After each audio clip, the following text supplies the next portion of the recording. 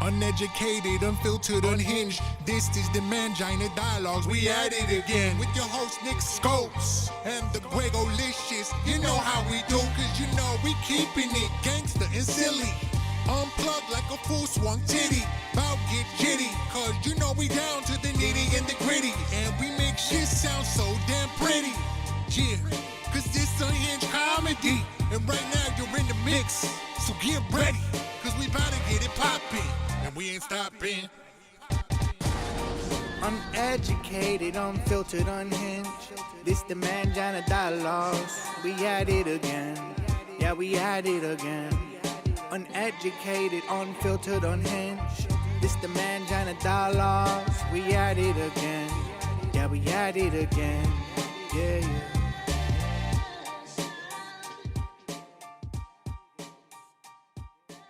Hello and welcome to the Mangina Dialogues podcast. I'm your host, Nick Scopes. And I'm the Gregolicious. And we are at Royal Fox Studios in Shelton, Connecticut. Beautiful downtown Shelton, Connecticut. Yeah, it's the home of a way less popular podcast called Bo Knows. But we're... No one knows what we're talking about, but I just needed to get it out. We're going to edit that out. Yeah. So this is our 100th episode. 100. And you thought the way to intro that episode is to talk about our good friend Bo McDonald. Dude, he's looking pretty lean. I'm going to give it to him. That's Bo McDowell. He's been looking good lately. I'll give it to him. At Bo McDowell Comedy. Cody too. Anyways, yeah, this is our 100th episode of a podcast you forced me to do over a year ago that I turned out to actually really love and enjoy, and this has been pretty incredible. I don't think I forced you. No, but yes, kind of. Forced is a strong word. You were just like, you were persistent. You didn't force. You were persistent, and you got the girl. You got what you needed. Oh, God. That's definitely going to be a video clip. Gregolicious gets the girl. By the way, I love recently on all of our podcasts when we do it through Zoom, and Greg always like, "Are you ready? Make sure you hit record." And I always go, "Yes, Daddy," and our guests laugh. And I've been really enjoying that. And I think I'm going to keep it going for a while. Yeah, you should, because I'd be the youngest father on earth. Yeah, you would have had to have me when you were 18. Not 18. Yeah. Okay, shut up, asshole. So AARP keeps reaching out to Greg, and he's getting pissed. Really dude. fucking mad. It's angering. Why do you get so mad? Why do you hate that? Like, because you obviously, I will give you this. You definitely don't look your age. You look great. Thank you. You're youthful. The way you dress, your hair, everything. Fantastic. You do not look your age. He means that. But just own that shit. Who gives a shit? I don't need to constantly be reminded by envelopes coming in the mail of what century it is. It's fucking annoying. Who needs it? I don't need it. I got enough people, every day, putting posts up on Instagram, dead at 50. Dude, you have a shirt that says dead 50 on the back, and I put what do you want me to do? It's the one funny thing you've done all year. I'm a creator, bro. Okay. Oh, you're a creator. So what we're doing today is looking back on 99 episodes. It's crazy. That we started July 7th, 2019. That was the first day? July 7th. I thought it was June. Nope, July 7th. Okay. And since then, we've done 99 episodes. 30 of them in the month of May. 31, you jackass. 31. 31 days. Yeah, that was pretty wild. Yeah, that was wild. So that's kind of a crazy idea I had of what were we going to occupy ourselves with during a lockdown. Yeah. And I thought the best way to do it was interview every single fucking person we could get our hands on and then figure out what to do with that after. Right. So today is some highlights, not just from May, but from the entire 99 previous. We're going to go through every episode and pick our favorite 1-minute clip, and we're going to let everyone listen to that. 99 episothis. From each episode. Is that what you're saying? Each episode. Hope you guys are locked down. This is going to be fuck you, Joe a Rogan. marathon. This is going to be 5-6 hours long. So what we did was we went and each of us picked some highlight moments from the year and edited down some of those clips, and we're going to talk about them. Let's fucking rip it, dude. What do we So got? I think the first one we have to start with is from a guest we had on back in March, middle of March, episode 50, number 50, with Barry Katz. And for people that don't know Barry is as much of a heavyweight in the world of stand-up comedy and just comedy as there is. Yeah. So Barry is a TV and film producer. He's a record producer. He's a talent manager. Also has an incredible podcast of his own called Industry Standard, which for anyone that's involved or interested in the entertainment world, you should check that podcast out. For sure. He's helped launch the careers of who, Nick? Who can you name off the top of your head? There's this guy, Dave Chappelle. I don't know if anyone's ever heard of him. He might be one. Yeah, like Dave Chappelle and this other guy, Dane Cook, who like he used to sell out like small comedy clubs. Yeah, like Madison Square Garden. Yeah, like those tiny ones. And yeah, just like where basketball teams and hockey teams play. No big deal. Bill Burr. You ever hear of Bill Burr? Yeah. Yeah, I've heard of him. He's doing some good things. Yeah. He's selling out. He sold out an arena in the UK to do a special. So I think he's finally made it. Yeah, he's paid his dues. So besides those guys, there's another dude who you might have heard of, Louis C.K. Yeah. So he kind of helped launch Louis C.K.'s career. Saw his dick. I mean, who hasn't? And besides those guys, people like Brad Williams and Whitney Cummings, Wanda Sykes, Jeff Ross, Jim Brewer, Jay Mohr, who we've had on the show, and just incredible stuff. He produced and created Last Comic Standing.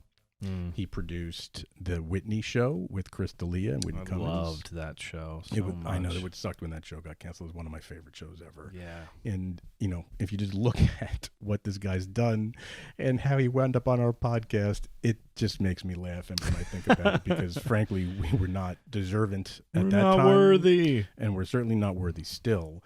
So here's a clip of that for you guys to check out. Barry, why are you on our podcast? I will tell you why. Because you have a quality that is one of the most important qualities in our business or any business. Persistence. and you are persistent and you're passionate and you just keep going. You're like a pile driver. And if you can be like that in a way that's not annoying and is not intrusive and is, you know, patient, you know, you can normally get anything you want in this crazy business. Pile driver was my nickname in high school. I knew that was where you were going to go. I knew it. I was going to go with get anything you want. Yeah, it goes back to the beginning about you were persistent for this podcast. Oh, you think he was talking about me? Yeah. Oh. I think he was talking about you for sure. I mean, I didn't want to say it. You're the worst, dude. I mean, not the worst, but I'm like second. You don't have many years left, so we got to get. I know we got to get them all in. Yeah. So, what do you think about that when you hear Barry talk about how, you know, why he came on and what that means to you as a stand-up comedian trying to make it and break into more of a widespread Nick Scopoletti-dominated world? That sounds awesome and horrifying all at the same time. To everyone listening.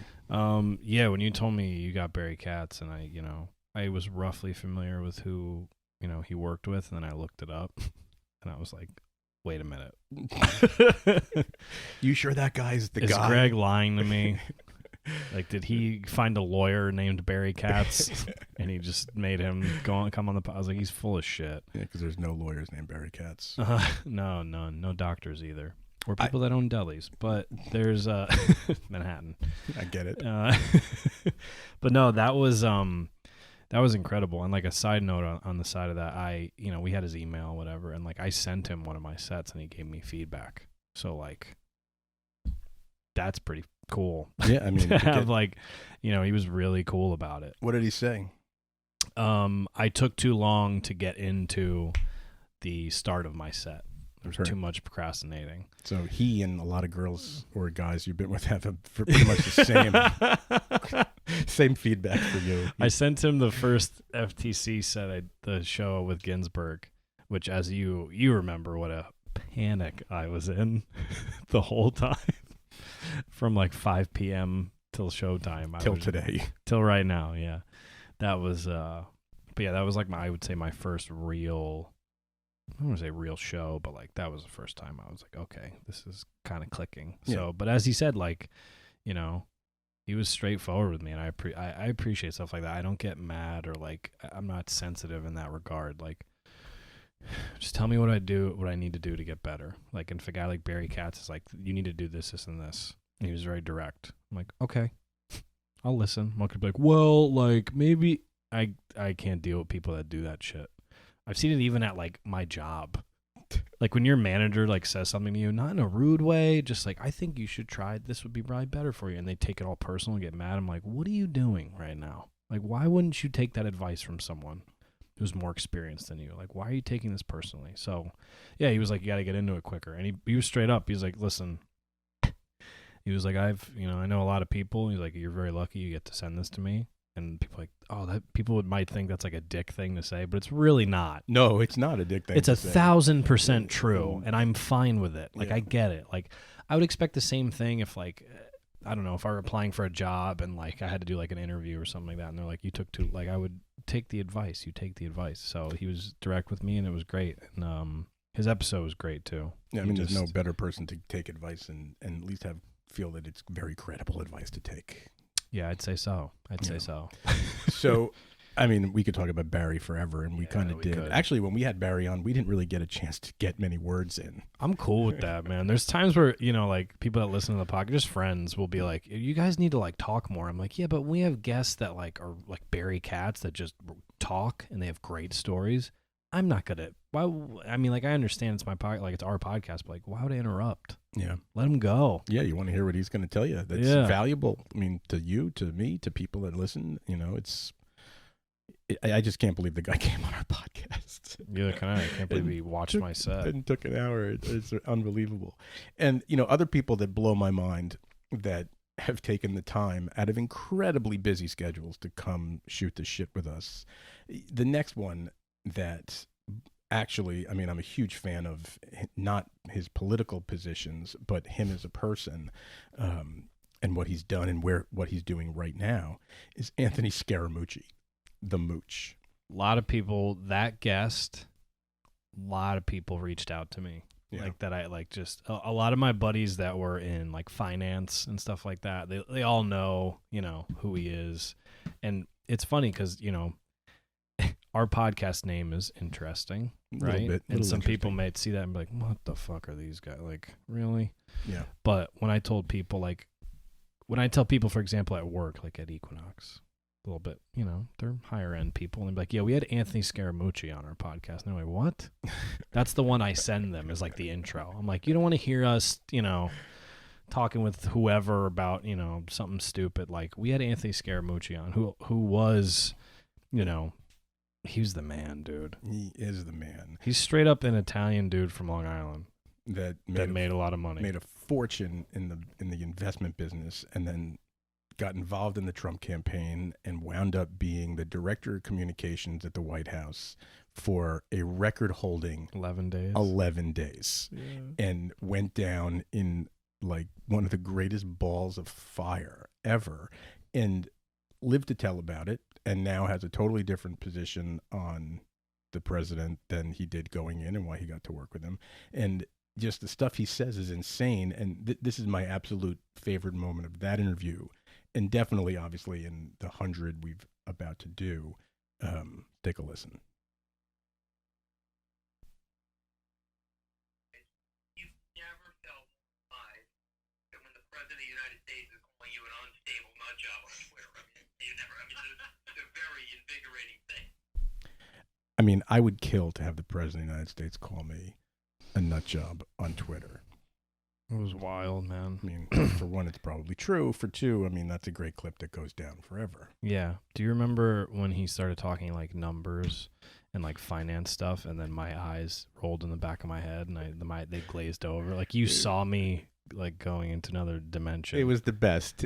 I did that on purpose. Like I wanted to get Anthony talking about some financial stuff just because I yeah, knew. you started talking about numbers, and I just went, oh. Like he used words that I don't even know what they are. Not that I'm a genius or anything. He's like, well, the GDP, the $6 billion, and I'm like, I was like, oh, there no. goes Nick. It's over. Glazed. You may as well smoke 3 joints. It's the same effect. But he was so cool. I mean, literally just like you think a guy like that's going to be a certain way. Just an Italian guy from Long Island who made it, knows money. And he's funny. Like, I mean, that's very funny. That's what I, the main reason why I want to have him on is, besides the fact of who he is to his personality, and that, he was made fun of relentlessly on Saturday Night Live and all these places for weeks after he was fired. To this day, people reference him in a comedic way. And, I think that's what our show is all about. It's not just getting on funny people and talking about funny shit, because there's enough of that. Yeah. I think what makes our show different and cool to listen to is when we talk to people, we kind of come at it from a different perspective. It's like we're talking to them like it's just our friends shooting the shit over some beers at a bar. And it gives them a level of comfortability that breaks down walls where they typically go on a show or the Tonight Show or Conan or any of those places where some of the bigger people that we have on go. And they had 2 minutes to be funny and to promote, where with us, there is none of that. It's just, come on, let's shoot the shit about whatever comes up. And it makes for a very easy interview. And that's what all the people say afterwards, which is a great compliment to both of us. Yeah, I think it worked out well that you've worked in entertainment and you've met a lot of quote unquote like big people, right? And me, I've never been fazed by like meeting a select. Like I've never been like, oh my god, yeah. Like I'm really never in my life. So I think just treating it like real cool. Like, and we'll get to him, but I remember Jamie Kennedy gave us a great comment too. Yeah, Jamie's next, but I just want to say that you're right. I mean, you do get to work with me, very well known in the world, and I think that's in the AARP world. I think okay, touche. I think that's worked out for you pretty well. It has. It has. So let's get to Jamie. Jamie is Jamie Kennedy. Everybody knows him from Malibu's Most Wanted, the Scream. Jamie Kennedy experiment, Scream. I mean, and 20 plus years of stand-up comedy where he got his start. I mean, the dude is hysterically funny. It just has such a crazy vibe about him that it's just sort of unreal. He came on because he's hosting now a new season of it's escaping, but a comedy show by Comedy Dynamics, out I think on Amazon and all the places you stream stuff. And we just had a crazy fun chat with that guy about all his movies, just what he's doing now, and just life in general right before his 50th birthday. Here's that clip. Arguably the most successful person ever in Hollywood. He said there's 2 types of people in the world. There's the creators and there's the destroyers. And he goes, I like to align myself with the creators. Yeah. It's very Star Warsian. Yeah. And it's true. And it's just like, the difference now is, though, it's like you're saying you don't know why they are. Well, comedians have been dealing with Karens forever. Like, now that society knows what a Karen is, I call them the triple dubs, the white wine warriors, the original Bay City, Because they get a little bit of Franzi in them, box wine from Trader Joe's, a little $2 Chuck.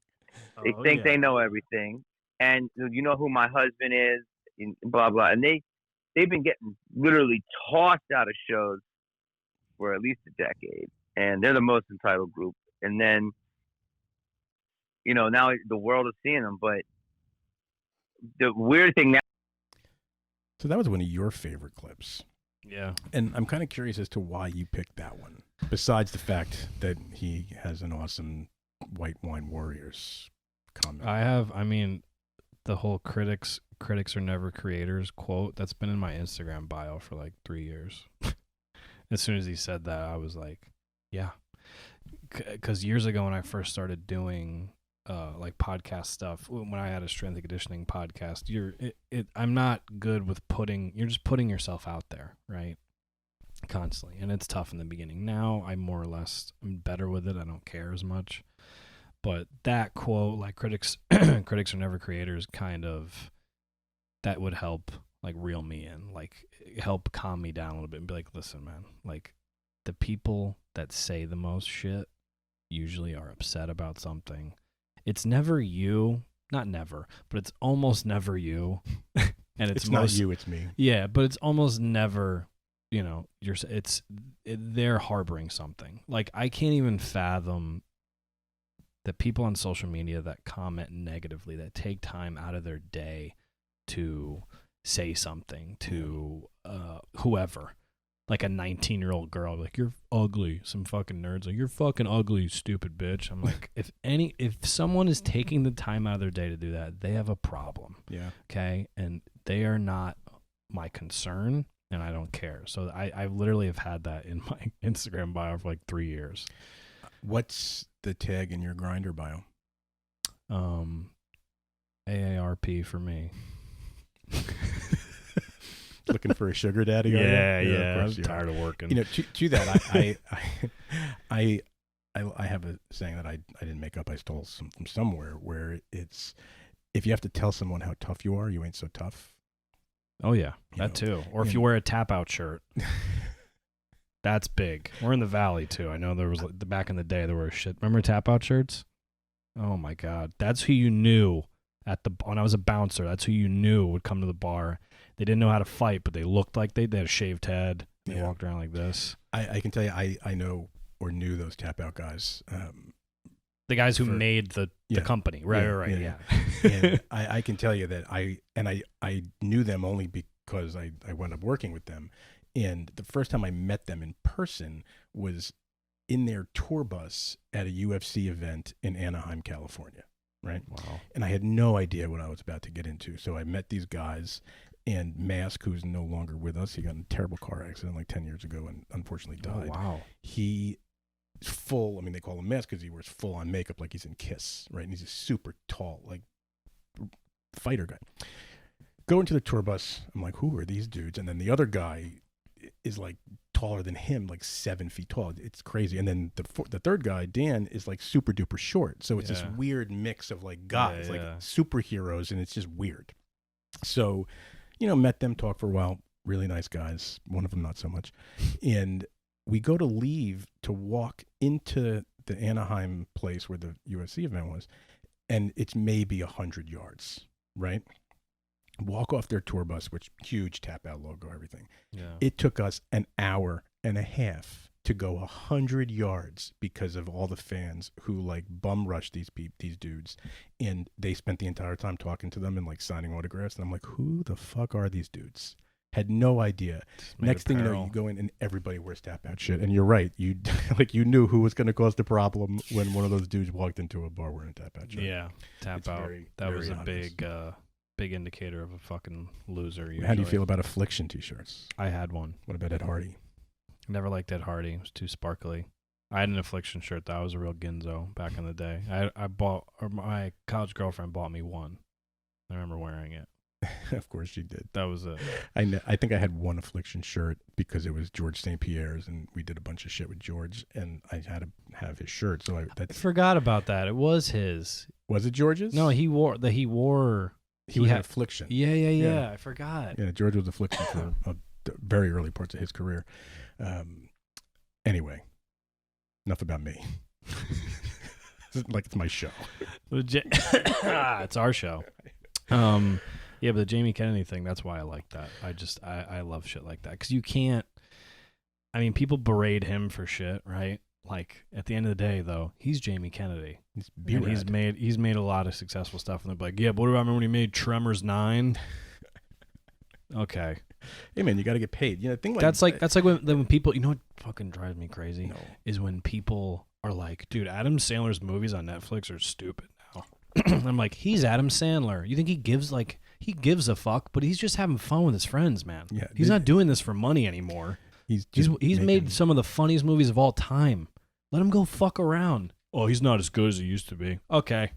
I'm sure he's so upset with his $420 million net worth, whatever the fuck he has. He's so upset. I mean, listen, Netflix is paying, to make all these movies now. They're obviously doing well enough to keep making them. Yeah, him, Spade. Imagine if like you and all your buddies were famous comedians, and they're like, "Oh, Netflix wants to pay us this insane amount of money to go fuck around and make this movie." Okay, you get to take Rob Schneider with you. Yeah, sure. Let's do it. Great, let's do it. You guys need the money? Nah, this will be fun. Like, why wouldn't you do it? Of course you People do are it. fucking whatever. People Yeah. annoy me. Anyway, that was a highlight too. You know, getting a guy like Jamie on and just rapping with like buddies. He's very like we could still reach out to him and he gets back to you. Yeah, totally. He's a genuine dude, you know. And I think that almost everyone that we've had on, including guys we're not going to talk about, but like even like Jay Mohr, you know, came on, super high profile guy, obviously one of the, you know, touring comedian for 25 years, you know, some massive movies, comes on, shoots the shit like a regular guy, had a lot of great things to say about himself and his comedy special. But after the show, he, you know, he'll chat it up if you want to chat with him and, you know, help out, give you some advice. Yeah. Really cool experience. One quick funny story about Jamie Kennedy. When we released the episode, he sent me video, like, you know, you could send someone a video in your Instagram, their DMs, yeah, and you can't just like see it. So he was like, he was driving in his car, and you could tell the phone was like real low. And he was like, "Yeah, all right, so I posted it." He's recording himself and sending these to me. It's like, "I posted it, man. So yeah, just let me know how it does," and blah blah blah. And he's like, "What the fuck is that?" All right, yeah, we'll talk later. Like as he's driving in his car, and I was like, "What the hell?" He couldn't wait 8 minutes. Yeah, he was like, "What?" It was so funny. I just needed to share that. That made me die. Yeah, well, hope it didn't make him. Good thing. He's still around. Yeah, thankfully. He's kicking. So, you know, in the early days, you know, 8 months ago, Last year. Whatever. you know, we had a bunch of great people on that we're not going to have clips of today, but people like Danny Daniels and her husband Vic, and a bunch of others, you know, a bunch of great musicians, the guys from Pigeons Playing Ping Pong and String Cheats Incident. But the first guy we really had that is, I'd say, worldwide fame, right? That everybody knows when you just mention the name Larry the Cable Guy. Yeah. Everybody knows who he is, whether you like especially in the Valley. Especially in the Connecticut Valley, for sure. Also certain parts of Louisiana. Yeah. Arkansas, you know, he has his thing. Right. But no matter who you talk to, they know who Larry the Cable Guy is. Whether they're stand-up fans of that style, of, you know, him and Foxworthy and Ron White. And he was the first real big dude to say, "Sure, I'm going to come on your show." And I didn't believe it at first. I'm like, why is Larry the Cable Guy going to come on this show? Like, this is a little weird. You know, we can't do anything for Larry that he hasn't done for himself. Almost nothing, yeah.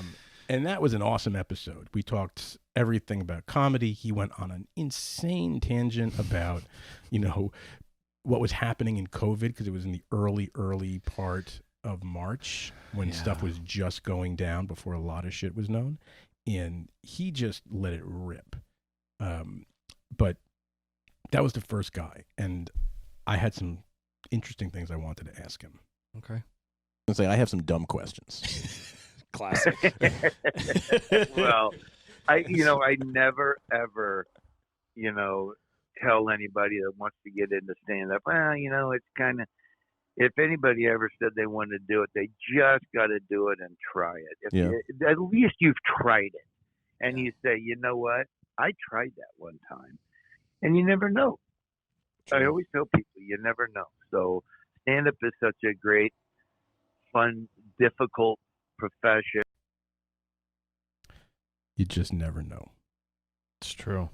I didn't know that I was going to fucking be doing shows and having a LLC with you and two other idiots and you definitely producing didn't. and having this no idea. I got signed up for an open mic in 2018, August 2018. I did 4 open mics that year. It's like one a month till the end of the year. And then by next June, I was hosting a mic every Monday. And then in July, we had this podcast. And then by October, we were booking weekly shows. Multiple weekly shows at this other place in Sono, RIP, till COVID hit. So, yeah, he's right, man. Just try it. You just never know. So I am kind of curious, because you guys all bust my balls kind of repeatedly about doing stand-up, which I don't know if you guys really believe me that I don't have any interest in doing. So I'm just curious when and how long that charade's going to go on. I've given up. Have you? Yeah. Have you given up? Yeah, there's only time I want you to do is when I'm like, oh, I'm getting nervous. Someone go bomb, do 3 minutes. I honestly, last week when I don't think any of you guys knew I was coming to the show on Monday night, that I just walked in just as it was starting, and I walked up on stage while Miles was starting the show. I was like, this might be the time, and I looked at you. I'm like, not gonna do it. Yeah, I don't care anymore. I know. It's whatever. It would be funny. I just love how like all the comics, they use you as like a fucking, like they always rip on you with the C grape or something like that. They can, because I'm their grandfather. Yeah, you're the great great grandfather of Fairfield comedy. I give them the stage to perform their art. You have because you have that rainbow fucking mask or neckerchief, whatever the hell it is. It's a gator. Yeah, you call it a mask for these days. Ascot. An ascot. Ooh, I should start wearing ascots. I feel like you would. I feel like you have. Can you pull an ascot off as a COVID mask? Probably not. I don't think so. If you get it at Brooks Brothers, for sure. Or Vineyard Wealthy Vines. people don't get COVID, I've heard. I know that's what's coming out of the White House. Yeah. So we're kind of coming up on what really needs to be our end of this recap. So there's a few I have left, and I'm going to let you pick the one we talk about.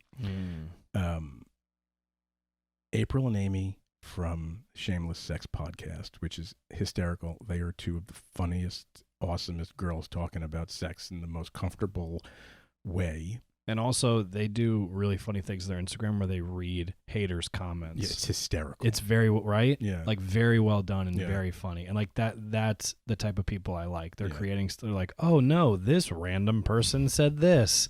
Sorry, next person. Like, you know what I mean? Like, I love that shit. It is great. And they're awesome. And they're, you know, if you like attractive girls, there are a couple of those. Sort of, yeah. You know, living out in the crunchy land of California. I have so many people I want to go see. Then there's Harley Flanagan from New York hardcore band The Cro-Mags, who, when we had Harley, it was also early, and it was the day he released his single that he hasn't released new music in forever. The guy comes on and he was shot out of a fucking cannon, and we definitely didn't get anything in. We barely talked, and he went on. It was an awesome interview. Then Evan Shapiro from the president of National Lampoon, who actually, as of 2 days ago, is no longer the president of National Lampoon, but he had a lot of great things to say about the state of comedy and podcasting and where they're taking the brand. And then one of my favorite comedians in New York City to see and watch on our Instagram and listen to and watch her cooking demos, Kerryn Feehan, had a hysterical story to tell us about how she got fired on her birthday of one of the shitty jobs she had while she was a drunk alcoholic. And that's it. So I'm gonna let you pick the one of those that we end our recap on. I think I'm gonna have to go with Kerryn. But I do want to say real quick, Amy and April, all they did, they had a really quick story, just really quick story. They're in like Northern California, like real crunchy, whatever, right? Her dog, they told a story about being at a dog park and their dog started barking and a woman goes, "Namaste" to your dog. Dude, if that happened to me, I'd be in jail for murder. Namaste their dog into the next Namaste century. to your dog. I'd be like, oh my fucking God. I'm mad talking about it. You're like turning bright red. Oh my God. All right, so we're going to listen to this Kerryn. But we're going to go to Feehan. Kerryn Feehan. This story is fucking... It's so good. Yeah. It's so funny. And it's quick. I paid $100 a day. It was a brutal, like 8, 9, 10 hours a day driving. I would never know when I was going to finish. I had to go up to Washington Heights to meet him, and I was living in Greenpoint. It was a very low period. But when he fired me, he had a great line. He was like, because I was wasted. This is when I was still drinking. I just didn't show up. It was my birthday. I was like, come on. He goes, "You're predictably unpredictable." And I was like, I like that. Yeah, we like it too, Kerryn. I love how that story has like, it's quick. It's like 20 seconds, but she kept changing her thought, like in her mind. She kept adding to it as she was talking it through, and it's just one of my favorite moments of the She 99 was fucking episodes. working for a guy who sharpened knives in a van. Yeah, that's the part that I And had to leave out. scissors. Yeah, it was a scissor That was her sharpener. job that she didn't show up to. Working for a guy who would go to like barber shops and salons and sharpen or like even I think restaurants like sharpen kitchens, anything with a blade. Yeah, they would show up and she would. It's amazing. It's a story that it's too good to be true. It's And I love that she was like, "Yeah, it's my birthday. I just didn't go into work." She should date Bo. That's something Bo would do. They'd make two good sober people. Yeah. Oh, yeah. That's true. I forgot about that. So I mean, those are 5 or 6 of our highlights from the year. I mean, that was gross. There's so many other amazing people that have come on. I'm just going to run through a few, and we don't have to talk about them. I'm just going to. Yeah, that's fine. So we had Ashley Hazeltine in, who was on Who's Gotta Eat podcast. Yeah, Girls Gotta Eat. I mean, that was so much fun. Then just a who's who of touring comedians, from Mike Gaffney, Jackie Martling, Rich Voss, Erica Rhodes. I mean, so many. We had Troy Conrad on, who's the house photographer at the Comedy Store. And I mean, if you don't know his work, just look him up. It's Troy Conrad's on Instagram. The photos are insane. We had on Jeff Scott, who's the house pianist in the original room at the Comedy Store. And the best mime in Cleveland. Best mime in Cleveland. He's there. He's like the archivist of the Comedy Store. The stories this guy has to tell are insane. Yeah. Check out that episode. We had on Brian Holtzman, who is like the guy that now closes the shows at the Comedy Store. He is one of the most unique comedians you're ever going to see in your life. Yeah. And we'll kind of end on someone that both, we definitely consider her a friend at this point. And she was just cast on Saturday Night Live as the first openly gay black comedian, Punky Johnson, who I think Saturday Night Live has their first episode coming up in the next couple of weeks. She's been in some awesome TV shows. She's been on the David Spade Lights Out show. She is one of the funniest people you're ever going to see. She's the most genuine person you could possibly meet. And she was on with us in like episode 17. The recording is kind of rough, but we recommend you listen to it. She will be back. Yeah. And that's how we're kind of going to end. The worst part about all this is I'm thinking about, like, these people we meet, and they're across country, and now no one can travel anywhere, really. It sucks. It's main. Like when Punky was like, when you come to the Comedy Store, we're going to have some tequila together. And I was like, hell yeah. And now she's on SNL. I'm like, shit. Should have went to LA a lot sooner. Who knew the world was going to shut down? Hey, at least she's in our backyard. Yeah. Oh, yeah. Now she's in New York. But yeah, it is true. It's like, I mean, I spent so much time in LA, and I haven't been there in 7 months now. And, in that 7-month time frame is when we really built up 60 episodes of people that are performing all across LA, all across the country, but so many in California. And I haven't had the opportunity to meet any of these people face to face, but under normal circumstances, we'd be hanging out, and it's just crazy. So hopefully that gets back to normal, in 2 years. No, next like spring and summer, I think we'll be back to normal. I think the masks won't go away for a while, though. I think that's going to stay for a pretty long time. I mean, anything they can do to cover up your face, I'm happy with. Yeah. You should grow that beard out. Can you grow it up to your eyeballs? Yep. You should do that. I'm Sicilian, bro. What do you think? I know. Everywhere but the top of your head. I could grow. That's the only place I can't grow hair. You got me beat there. You're 75 years older than me, and you have way more hair than me. Way more. So we also have a new sponsor that we'll talk about more in depth, but Manscaped. Actually, used it the other day. I just trimmed my tree. You want to see it? Yeah. I wouldn't mind seeing how your trim work goes. I use it to trim my face. Really? Yeah. What face? Everything doesn't have to be about your balls. What hair do you have on your face? I have a little bit, and it works perfectly. Oh my god! But what I'll tell you, I do use is that ball cream. I use both of them. The deodorant, the ball deodorant, and the ball, refresher, and the ball toner, whatever that is. You need the toner. I don't know what that shit does. I don't know what the ball toner does, but I know it smells good. They came with your AARP card. Probably did. Listen, those things are sagging. Probably did. I don't know, but that lawn mower thing, it's great. It is amazing. It really is. And for the money, you can't get a better piece of equipment. No. I made multiple people buy it, like when they first like Manscaped came out and they wanted, be on the podcast or whatever. I made multiple people buy it, and they were like, all right, let's see. I'm like, no, I'm not just pushing you guys to buy this because you're my friends. Like, it's actually very good. Yeah. It's the best shaver I've ever had. And I've had, all the big brands to use for every trimming need. And it is the safest. It has the longest battery charge. Yeah. It's the easiest to use. The grip is great. It's fantastic. It's got a little flashlight in the edge so you can get in those crevices. Or if you like shaving in bed. You never. Hey, listen. Sometimes you got to do I'm things. too hairy for that. That'd be a fucking nightmare. It would be a crime scene. Yeah, it's But bad. if you're listening and you want to get a discount, Mangina20 is your coupon code to get discounts off of manscaped.com. 20% off. 20%. Not bad. I Not want that bad. weed whacker thing, the nose thing. Yeah, me too. It's sold out. Is I it? think it might be back now, but I haven't checked in like a month. So You I should- just went and bought some shitty one off Amazon. You should get one for your ears.